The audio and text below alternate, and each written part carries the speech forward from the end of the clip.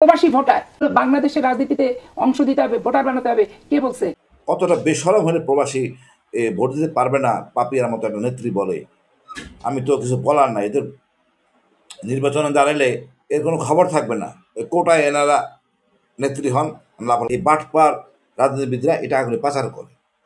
এদের সাথে এটা মানে আমি বললাম না, সূর্য সন্তান আর রৌপ্য সন্তান হলো আমাদের গার্মেন্টস শ্রমিকরা। আমি এদেরকে সম্মান দিতে জানি না।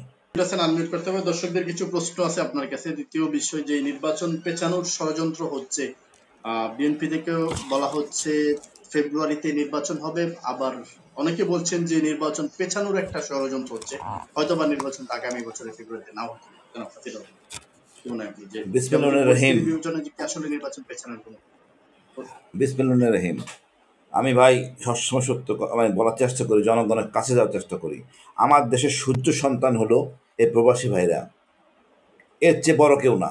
সত্য কথা, নিজের টাকা পয়সা বিক্রি করে, জায়গা জমি বিক্রি করে কষ্ট করে গেছে, অক্লান্ত পরিশ্রম করে তার টাকাগুলি পাঠায়। এই বাটপার রাজনীতিবিদরা এই টাকাগুলি পাচার করে। এদের সাথে এটা মানে আমি বললাম না, সূর্য সন্তান আর রৌপ্য সন্তান হলো আমাদের গার্মেন্টস শ্রমিকরা। আমি এদেরকে সম্মান দিতে জানি না। কতটা বেসরম হলে প্রবাসী ভোট দিতে পারবে না পাপিয়ার মতো একটা নেত্রী বলে, আমি তো কিছু বলার নাই। এদের নির্বাচনে দাঁড়ালে এর কোনো খবর থাকবে না, কোটায় এনারা নেত্রী হন লাফালাফি করেন। আমার দেশের এই যে মনে করেন সারা জীবন কাজকর্ম করে যাচ্ছে, কোনো তাকাচ্ছে না, রিক্সাওয়ালা বলেন, ফেরিওয়ালা বলেন, এরা শান্তিতে কাজ করতে পারে না চাঁদাবাজির জন্য। এই লোকগুলি নির্বাচন করার জন্য পাগল হয়ে গেছে। কেন ভাই, কটা দিন পরে করেন না, সংস্কারটা করি। উদ্দেশ্য একটা, অসৎ উদ্দেশ্য, টাকা কামাবো। এইটা আমাদের মানে রাজনীতিবিদদের আমরা এই কতগুলি চাঁদাবাজ মানে অসৎ পথে টাকা কামানোর জন্য এদেরকে আমরা নির্বাচন করি। আমরা লজ্জিত, আমি লজ্জিত যে এদের আমরা ভোট দিয়ে নির্বাচন করি অসৎ লোকদের, ভালো লোকদের নির্বাচন করতে পারি না। ওই ডাক্তার কামাল হোসেন মানে জামানত বাজেয়াপ্ত হয়, যে দেশে ডাক্তার কামাল হোসেনের জামানত বাজেয়াপ্ত হয়, মান্না ভাইয়ের একই অবস্থা হবে, সাকিব আলীর ভাইয়ের একই অবস্থা হবে। এই চোর বাটপাড়ার টাকা আছে, পয়সা আছে, এরাই নির্বাচিত হয়। পিয়ার দরকার ওই জন্য।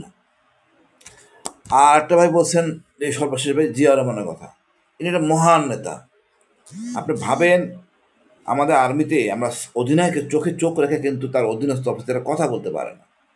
সেই অধিনায়ককে সে গ্রেপ্তার করে নিয়ে আসেন, স্বাধীনতা ঘোষণা দিয়েছেন। যেই লোকটা ঘোষণা দেওয়ার কথা হলো গিয়ে আপনার শেখ মুজিবুর রহমানের, উনি বাটপারি করে বেঁচে গেছেন। আমরা একে নিয়ে আমরা, উনি কোনো কৃতিত্বই দেন নাই। যেন ওসমানীকে, জিয়া রহমানকে, এনারা আমি কি বলবো, এনারা আমাদের আদর্শ, পুরো জাতির আদর্শ। জিয়ার আদর্শ নিয়ে বিএনপি। এখন বিএনপি যদি ওইখান থেকে সরে যায়, এটা হবে লজ্জা। আমি মনে করি ভাই এই প্রবাসীদের ভোট অবশ্যই দিতে হবে। এমন বললাম না, সূর্য সন্তান, এয়ারপোর্ট থেকে শুরু করে লাল গাড়ি ছেড়ে এদেরকে সম্বর্ধনা দিতে হবে।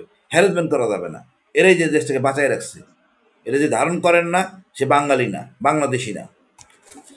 আর একটা কথা ভাই, এই জুলাই নির্বাচনের দেরি, ঐক্য না প্রস্তুত নির্বাচন দিবেন কিভাবে? ওই পানি ঘোলা করে গাদা ঘাস খায় এক ভাই বলেন, আসলে তাই। এখন ওনারা নানা রকম সমস্যা দিন দিন বাড়বে। গোপালগঞ্জের ঘটনা দেখছেন, আরও ঘটনা ঘটবে না হইতে পারে। আমরা তো আসলে সঠিক কাজটা করতেছি না। বহুবার বলছি আপনাদের এখানে, অন্য সব জায়গায় বলি আমি, যে পুলিশের জনসংখ্যা বাড়ান, ঘুষমুক্ত পুলিশ নেন। মানে ঘুষের টাকা দিয়ে যদি পুলিশে ঢুকে তার লাভ নেই। ঘুষ ছাড়া ঢুকান চাকরিতে, আমরা আর্মিতে যেভাবে ঢুকাই, সে একটা নিবেদিত থাকবে, তাকে নিজ এলাকায় রাখেন।